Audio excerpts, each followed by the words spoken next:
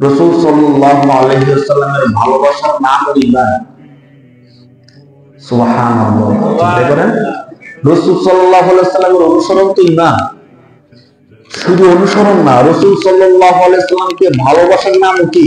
ঈমান। বুখারী শরীফের হাদিসের মধ্যে আল্লাহ রাসূল নিজে বলতেছেন, লা ইউমিনু আহাদুকুম হাত্তা আকুনা আহাব্বা ইলাইহি মিন ওয়ালিদিহি ওয়া ওয়ালাদিহি ওয়ান নাসি আজমাইন। সুবহানাল্লাহ। স্পষ্ট বলতেছেন বুখারী শরীফের হাদিস, লা ইউমিনু আহাদুকুম, তোমাদের কেউ ততক্ষণ পর্যন্ত মুমিন হতে পারবে না যতক্ষণ পর্যন্ত সে তার নিজ থেকে, পরিবার পরিজন থেকে, ছেলে সন্তান থেকে আমি নবীকে বেশি না ভালোবাসবে, ততক্ষণ সে প্রকৃত মুমিন হতে।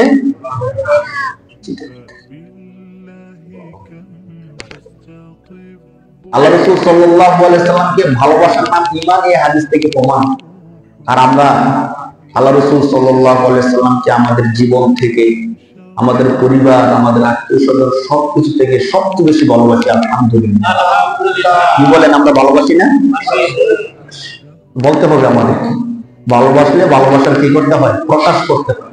আল্লাহ রাসূল সাল্লাল্লাহু আলাইহি সাল্লাম বলেন, তোমরা যদি কাউকে আল্লাহর জন্য ভালোবেসে থাকো তাহলে তোমরা তাকে জানায়া দাও, আনা উহিব্বুকা ফিল্লাহ, অবশ্যই আমরা আপনাকে আল্লাহর জন্য কি করি?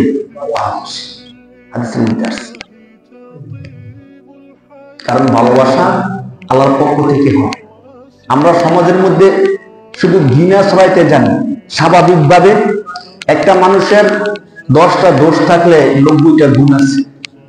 আমরা কি করি? স্বাভাবিকভাবে তার গুণগুলো সামনে আনি না, শো করি না, তার দোষগুলো আমরা সামনে। এই লোকটা এমন খারাপ, এই লোকটা এমন খারাপ, এই লোকটা এমন খারাপ, কিন্তু এই লোকটা যে আরো কত ভালো, ওই বিষয়গুলো আমরা সামনে আনি না। যার কারণে আমরা মানুষকে প্রকৃত অর্থে ভালোবাসতে পারি না, সত্যিকার ভালোবাসতে আমরা মানুষকে পারি না। অথচ আপনারা অবাক হবেন, বুখারী শরীফের আরেক হাদিসের মধ্যে রাসূল সাল্লাল্লাহু আলাইহি ওয়াসাল্লাম বলেন, সাবআতুন ইযিল্লুহুমুল্লাহু ফি যিল্লিহি ইয়াওমা লা যিল্লা ইল্লা যিল্লু। খুব চমৎকার একটা হাদিস। রাসূল সাল্লাল্লাহু আলাইহি ওয়াসাল্লাম বলেন যে হাশরের ময়দানে যখন আল্লাহর আরশের ছায়া ছাড়া আর কোনো ছায়া থাকবে না, শত বড় সূর্যটা চলে আসবে, তাপে উত্তাপে নিচের জমিনটা তামার মতো হয়ে যাবে পুড়ে, এমন কঠিন ভয়াবহ অবস্থায় আল্লাহ তাআলা 7 শ্রেণীর লোককে আরশের নিচে ছায়া দিবেন। সুবহানাল্লাহ। এই 7 শ্রেণীর মধ্যে এক শ্রেণী হলো যারা একজন আরেকজনকে ভালোবাসে একমাত্র আল্লাহর জন্য। সুবহানাল্লাহ। এই ভালোবাসা কোন আমল না।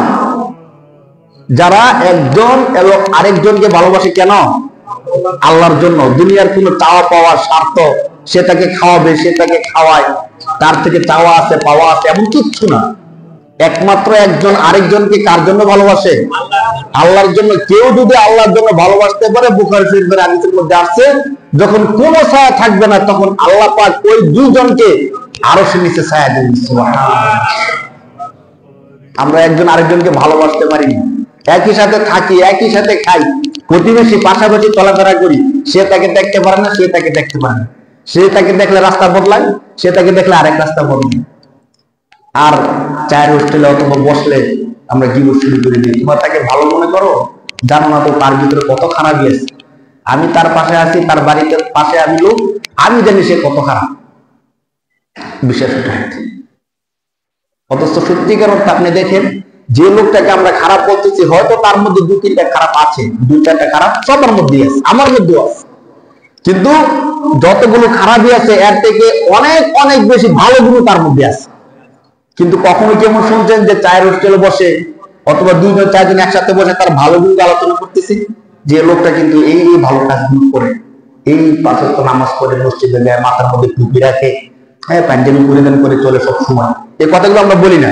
আমরা কি বলি শোনেন, যে লোকটা টুপি পরিধান করে, রাসূল সাল্লাল্লাহু আলাইহি ওয়াসাল্লাম পাঞ্জাবিও পরিধান করে, আমরা তার সম্পর্কে বলি টুপি পরলে কি লোকটা ঠিক নেই, শুধু দেখানোর জন্য টুপি কিনতে, কিন্তু ভিতরটা পুরাই খারাপ।